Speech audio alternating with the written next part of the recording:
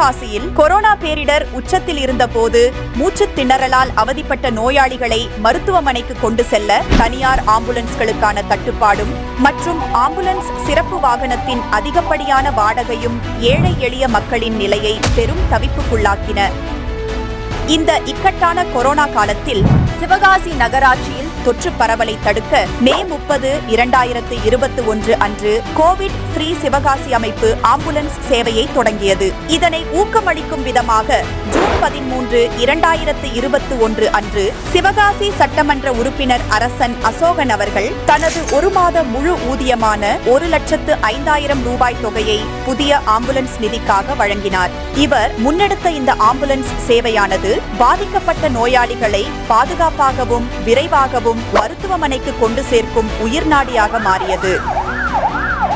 இதனைத் தொடர்ந்து ஜனவரி 26, 2022 முதல் மாவட்ட ஆட்சியரின் வழிகாட்டுதலின்படி நோயாளிகளை வீட்டிலிருந்து மருத்துவமனைக்கு பாதுகாப்பாக அழைத்து செல்லும் வகையில் இச்சேவை விரிவுபடுத்தப்பட்டது.